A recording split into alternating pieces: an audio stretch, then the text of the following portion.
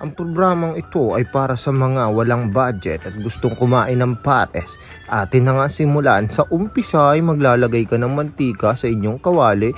Ilagay ang tawag dyan, onion. Next is garlic. Baliktad, basta yun na yung dalawang yun. Tapos hahaluin nyo lang hanggang sa bumango bago nyo ilagay ang corned beef. So kahit anong corned beef guys, pero ang aking recommended is yung chunks corned beef. Diba? Parang mas masarap siya, mas malaki at makikita nyo. Para hindi rin sayang yung nasa loob nun, yung oil. Lagyan nyo na ng tubig kasi kailangan natin maglagay ng tubig. Kahit konti lang, depende kung gaano karaming sabaw ang gusto nyo. Tapos talagyan natin ng toyo.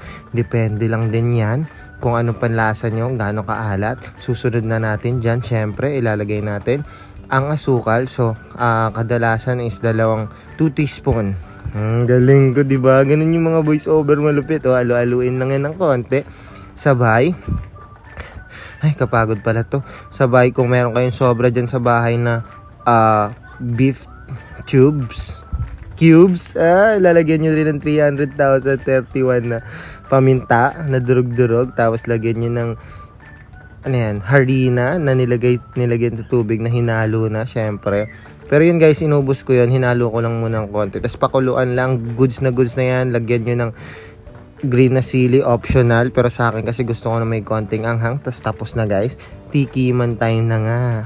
Titest natin kung masasarapan ba si Mrs. Dito nga pinatikim ko sa kanya. At ito yung sabi niya.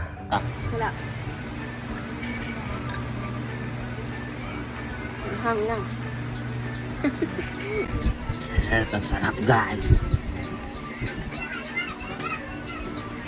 Sarap.